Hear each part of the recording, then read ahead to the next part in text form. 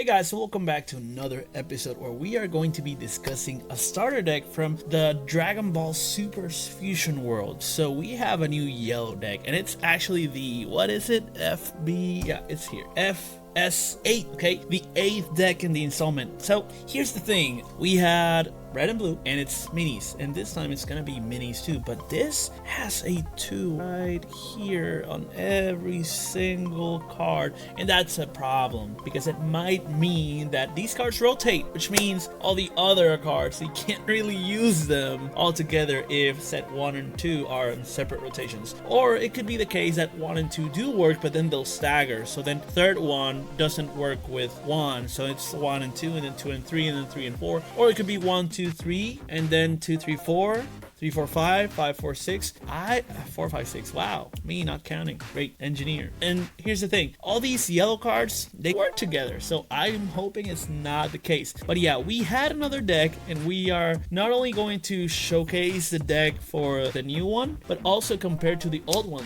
And if you saw the other 2 episodes, it's the same dynamic, and that way it shows you if it's a worthwhile buy. So is it worth it? We'll have to see. But here's the situation, we have a Vegeta deck and the other one was actually very different. This one has the most differences. We had first like, oh, it's the same deck but there's 3 caveats. The other one was like, it's the 3 axes but it's not the same deck at all. It's 2 half decks that complement each other into 4/3 of a deck or 5/3 of the deck. It's not a full deck on anyone, so you choose one or the other route. So it's a modular kind of situation for the blue one. And then for this one though, it's very different. The mechanics are shared. The mechanics are very much alike, but the tribe is not, because we had a Frieza deck. And yeah, in this case what we're having is a Vegeta and a mini deck, right? So as you can see, we got Piccolo, Dende, Bulma, Vegeta, Kibito, and Shin. Those are minis. Then we got the Demon World. On the other hand, Frieza just had Frieza Clan or Frieza's Army. So there's nothing to do if a card says blah blah blah Frieza, or if a card says Frieza's Army. So before we had casts that were shared. So on the first deck, round 2, the change was 3 characters. On the second deck,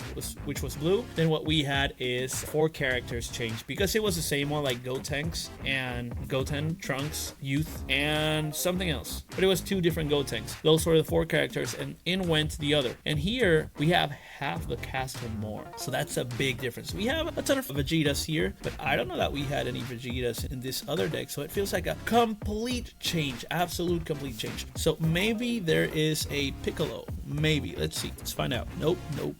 A full-blown change. Everyone in this deck is a different character, so all the characters are different. It's gonna be completely different from the other 2 videos. They're gonna share a tribe among themselves. So there's a lot of the demon world, demon realm. So for example, this girl, this Bulma mini DA, this is demon realm, but she's an earthling, so she has a demon realm stuff going on. Same thing with this guy, demon realm. Why? I don't really know. Same here, they are all demon realms, so they will share that, but that's very forced. On the other hand, we had Frieza Clan, Frieza's Army. Hey, not forced at all, because it really was a deck about the army. It was King Cold, Kui, Frieza, Sarban, Frieza, Chile, Dodoria, Sorbet. You had all these names that are literally DBZ, like they are a Dragon Ball Z main cast, okay? And here what you have is the minis, so they are not going to form something together. They could, but they're not gonna in terms of tribe. They're going to form something together mechanically. So let's just jump into it.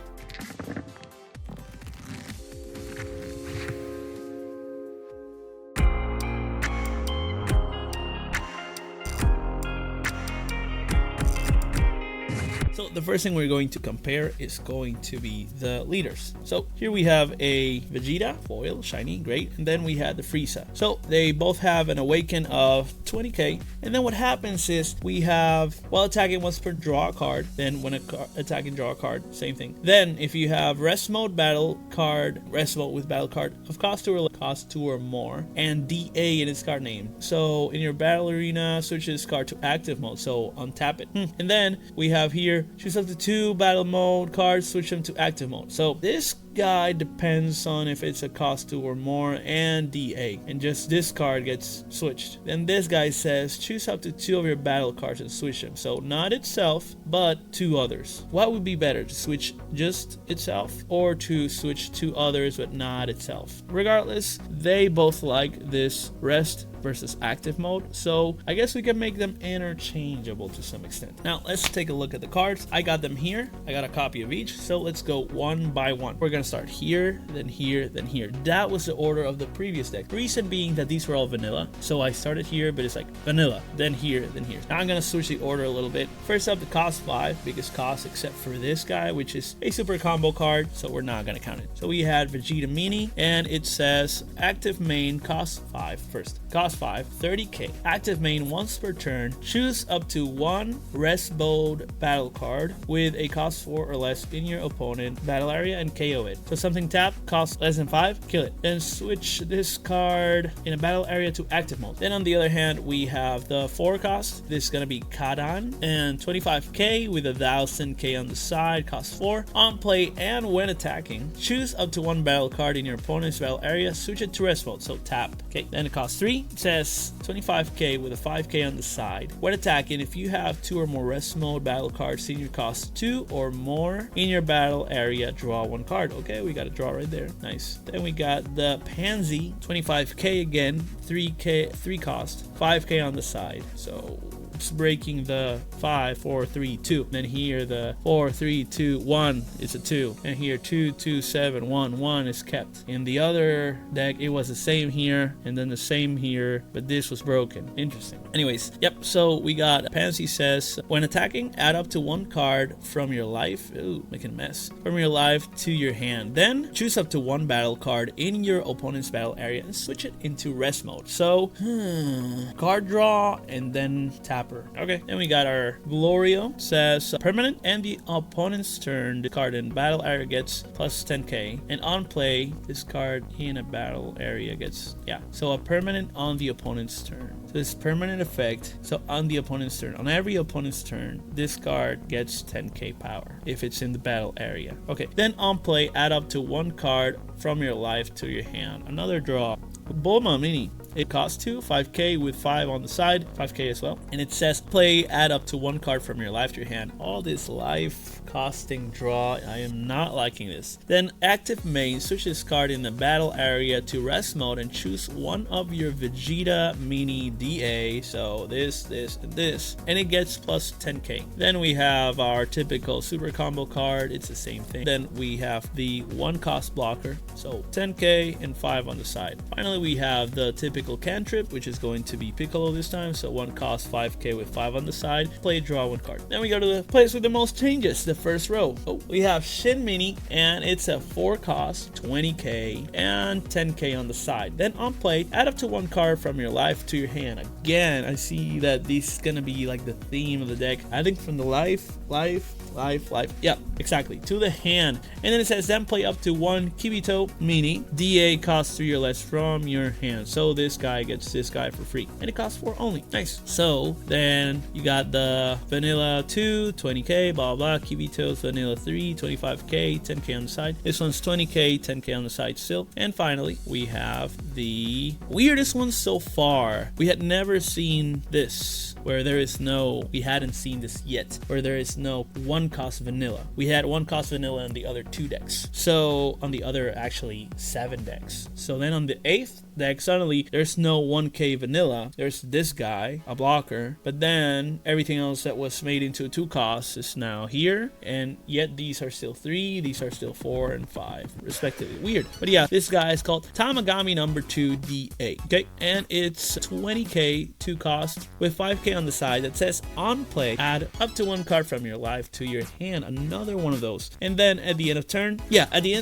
if you have 2 or more rest mode battle cards with cost 2 or more more in your battle area, switch this card to active mode. So untaps. Okay, let's now look at the extras so that we can finish this. So we can talk about like the correlation to the previous deck, see if it's something that meshes well or not. But yeah, we have a lot of add one card from the life, so that's a lot of life loss. For a draw, I don't know if it's a good boost. So we got results of trading. So we've got the results of training. Cost 1, active battle. Your cards that are in a battle, get plus 15k. Nice, that's a big one. Then if there is a rest mode battle card with cost 3 or more in battle area, draw 1 card. Okay, that's a good draw. I think that's okay. Then we have the revive bug. Act main, switch 1 card with a cost 2 more and DA in its card name in your battle area to rest mode, and then draw 2 cards. Okay, those are all the cards. Now let's quickly go over and compare them. So the freeze in this guy, so these two we already talked about them. This is an older one. They both want to do active stuff. They both want to. Okay, so these are the leaders. They're both doing the same things. The leader's not what's going to determine if it's one or the other, right? On the other hand, we have these other leaders as well, which this one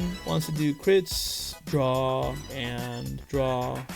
Okay, that's okay. The awakened one. Switch up to 2 from rest mode to active mode, but this is energy. Then Ginyu wants Ginyu Force, not here or there. And then Cooler wants Frieza Clan, so only here. So this is better for the other deck, whereas the other one was better though because it was like a situation. Yeah, it wasn't really trying to tap and untap. So this kind of goes in the other deck if you were to take this one out. So we could have this be a leader of the old deck, and these two remain as possible leaders of the new deck, and have the switch to rest back and forth work with these two, while we have the Frieza Clan work with one. That would be cool. That would be a thing to do. The other two, they are not worth as much. Let's keep it going though. We have, first of them is going to be that cost 5. We had 30k, but before it was 35k, and it was a golden Frieza. So it's 5 cost, 0 on the side, and this one is not a double strike, so we just got downgrade here. This deck doesn't have double strikes. Interesting. That's a downgrade. So they took away 5k and double strike,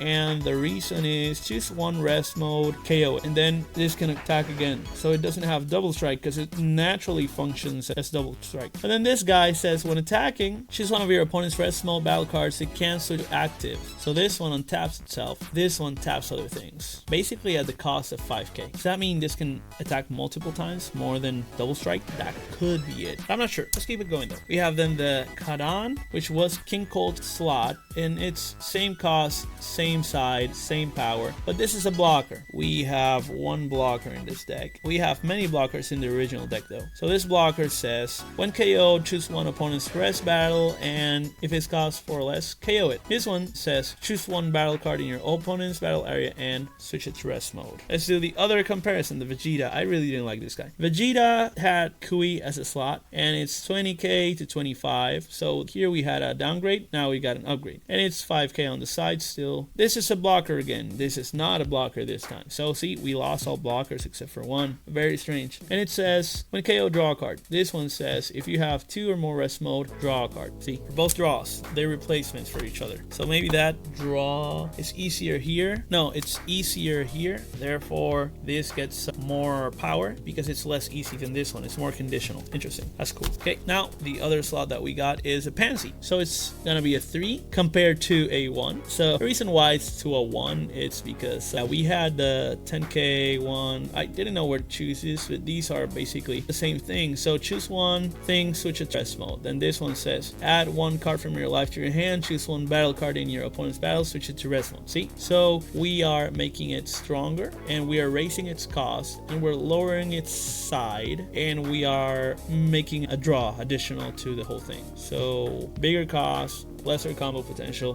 bigger power. Yeah, so that's why I'm making them comparable. It's not comparable to anything else. That's why I did it that way. But yeah, that's gonna be it. Let's see the third row. We have this guy called Glorio. It's a 2/2, and here is the same situation. We had a blocker, but for this one, it can be a blocker, but it has 0 on the side. However, it says permanent. This card in the battle area gets 10k, and add up to 1 card from your life to your hand. This guy says add up to 1 card from your life to your hand. See, they're the same card. I feel like this one's better at the price of not being a blocker. Bulma went from 20k to 5k. See, big difference. But it's because of the effects being similar. So add up to 1 card from your life to your hand. Add up to 1 card from your life to your hand. But then this guy says, choose up to one of your opponent's battle cards cost 3 or less, switch it to rest mode, so 20. And then this one says, choose 1 card, switch this card to rest mode, then choose 1 card gets plus 10,000 power. So we lower the power here, so we give someone an additional activation on tap and then another boost in its power. That's pretty good. I think the Bulma's better than that Frieza by far. We have the same super combo card, literally the same card, just different picture, and yep, it's the same thing. Then we have our blocker. So we had a blocker here, now we have a blocker here. It's the same card, different name. We have the same situation here. 1 cost, 5k, 5 on the side, and on play drawn cards. These are pretty much all the same card. These are very different cards that have a similar effect. Let's see the first row, which we have left for last. We have what used to be a vanilla card, which is now 10k less in power, but it has an effect that says play at 1 card from your life to your hand, then the Kibido thing, right? So it still gets you a vanilla. It's gonna be lesser. It gets you 2 for 1. Pretty nice. I think this is superior to this by far. They are always gonna be, whenever we're talking about vanilla, we could actually take out the vanillas and then get something else. That's why those other decks that I was talking about, they go from being 2 half decks to being 2/5 of a deck. Maybe it's 4/6 of a deck, so 2/3, because you can just take the vanillas out and take the cards that don't synergize well and then just make 1 really good deck, and that would be the 4/3, leaving the other third available for modularity, and then the 2/3 of vanilla cards just doing nothing. We have these cards, same card, different name. Then we have these, same card, different name. And finally, the biggest difference, that's a huge buff, because we have lowered the cards powers for here and raise the card's cost for here and lower the card's power for here. What we are going to get for that 1 vanilla is going to be a 2 cost for 20 instead of 1500, but on the play, add 1 card from your life to your hand, and then on the end of turn, if you have 2 or more rest mode cards, switch this card to active mode. So then 5k here instead of 10k to balance it out. But yeah, that's going to be it for the battle cards. Let's now go into the extra. So we had Golden Death Beam and Results of Training. Golden Death Beam did anything that was rest mode, cost 3 or less, KO it, like 1. And then the Results of Training is going to be, instead of being your cards, all of them, gain plus 15k. 15k is big. And then if there's a rest mode, cost 3 in a battle area, whichever of the 2, you draw a card. So draw versus removal. And finally, we have the Death Ball versus Revive bug. One versus the other. Interesting how contrasting they are.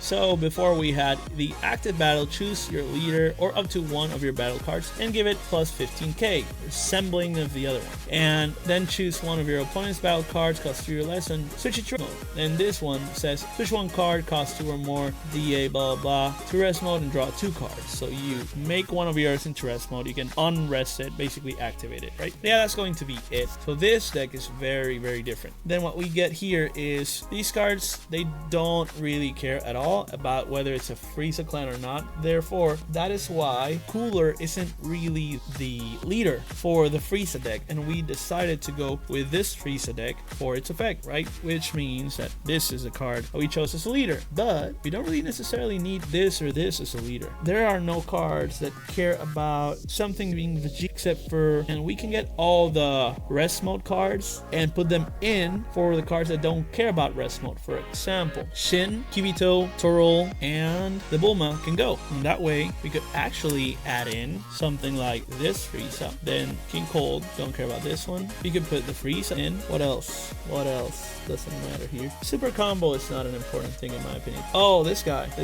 Glorio doesn't really matter. For that guy, we don't put Sarbana in. This other Frieza, which cares about rest mode. What is this? The super combo, don't care about that one. Blocker, don't care about that one. The draw, maybe. And then we got the vanillas. So these base only. See, so we could make once again 4/3 of a deck under the guise of this is a mechanics deck. It's not a tribal deck, but it really felt like a tribal deck. This deck looks like it cares about Demon Realm or DA, and the other deck looks like it cares about Frieza Clan and a Frieza Squad, but it doesn't really. So we could just make a tap on tap deck. So we're rest, active, rest, active, rest, active. I think that would make for a really good deck, and I think that would make for actually really synergistic deck, because consistency is key for card games to actually go well. So yeah, I think this is a pretty cool deck. I just don't see any character synergizing with another character. On the other hand, these cards that go like, oh, you can draw instead, draw from your life, you can just have it. Piccolo,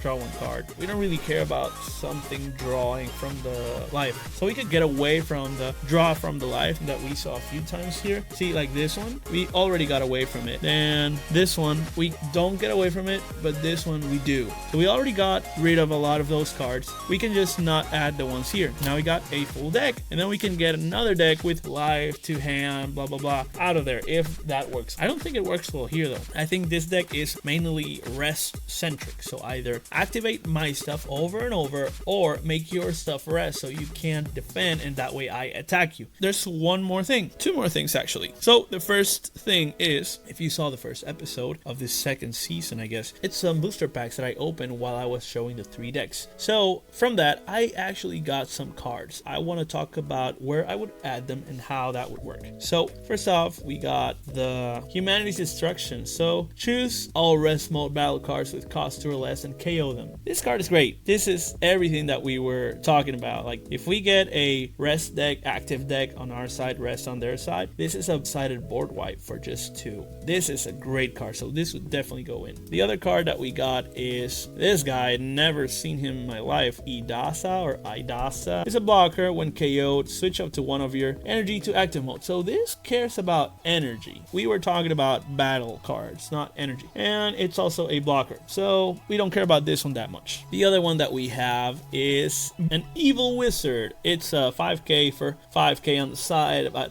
the 1 cost, and it says on play, look at the 5 cards from the top of the deck, reveal up to 1 card with a cost 4 or less, and Majin. We don't have any Majin decks so far. And place the rest at the bottom of the owner's deck in a random order. This doesn't go anywhere here in terms of starter deck, but probably we are at 4 core sets, maybe 5, which means that this card actually probably has a lot of yellow cards on the Majin deck. So we could have Majin, a lot of cards that synergize with this, and it would be really good. But for here, it's not. So this is not really going towards this deck. Let's see another one of King Goma DA, and it says it's a 20k, 5 on the side for cost 3. Play at up to 1 card from your life to your hand. See, this is one of the ones that we don't really care for. And then when attacking once per turn, switch this card to active mode. That we do care for. So it can go both ways. Last but not least, we have the Great Cooler. 25k on a 3 cost, 5k on the side. On play, add up to 1 card from your life to your hand. Again, not what we're looking for. But then auto once per turn if one of your battle cards other than this card is switched to active mode by your cooler leader's skill. These two work together. That's cool. Then draw 1 card once per turn though. So this actually goes towards this guy. And that's what I meant. See, the Frieza Clan, we can just throw in here. And they apparently like the add 1 card from the life to the hand. So we could make a whole deck about this. That's pretty cool. Yep. So anything that doesn't go in these 2 decks, it could go here instead. That'd be great. We got this card, which was like a showcase on the previous one. So the last thing we're gonna do here is actually open up the cards to see which one we got. Oh, I hate this. I said I wouldn't do it again, but I did. What's this? What is this? This. Oh, nice. It's the little super combo card. Okay, not bad. It's not extended. Interesting. It is. Is it? Is it extended art or not? Feels like it's a bigger art, but it's still got the borders, unlike the other ones we've gotten so far. It's very interesting. Anyways, yep, that's gonna be it for this video. What do you think so far though? Do you think this is worth it? Do you think like all these cards, they seem to be working pretty well. They're not gonna lie, they're cool. But this deck so far is the one that's like the least likely to work together because of the tribes and also work with the core sets. So do you think these strategies, which is the reason why I've been opening the packs, do you think these strategies that they're using for promoting their product within their product is useful? Do you think that this booster pack actually sold my way into buying more packs? Like, whoa, cooler, and then I get the leader and it's like, wow, the leader's actually really cool. I also want to invest into the game, so I get a cooler deck because there's a cooler leader. And so if I have a cooler leader, will it tempt me to want to buy more singles or buy products regardless at secondary market? So that would work out for them. However, we still have this split here, which is pretty much a congruent deck of the whole card pool. You can make one whole deck from that. So I don't know that these booster packs actually sold more booster packs, if you think about it that way. Like, the logic behind it, did the booster packs actually want to prompt us? Like, put yourself in the mind of the new player, right? Did the booster pack sell another box, another booster box? Did it sell another starter deck? Well, I bought them all in a row, but if I buy another one, I'm like, whoa, the Goku and then the Vegeta and then the other Vegeta. But then this one didn't actually bring a booster pack. It brought a regular pack, just a bonus, no booster. So it's like, oh, I thought maybe they'd have a booster in every starter. I think that would be a thought, like, oh, you're changing your business practices. I don't know, it's not necessarily a bad thing. They don't have to do that. It's just something they did, and maybe I got used to it within the day that I opened all these. I thought maybe they'd set a precedent of one booster per deck just for the sales of future boosters. I think that would be a great idea. I think that would really sell their product because it would further, especially on the decks that were red and blue. Definitely, there were some cards that were definitely going there. On this card, on the other hand, this card was really good, but it's not good enough that I want to buy other cards. On the other hand, maybe I want 4 of these, so maybe buying a common and buying packs seems super feasible. But then I get another common, which I don't really care for. So is it really selling product? Maybe, maybe not. Let me know what you guys think in the comments. Comment what your experience is, as well as like, share, subscribe, and follow for more, okay? But that's gonna be it for this episode. I will catch you on the next one though. Peace out.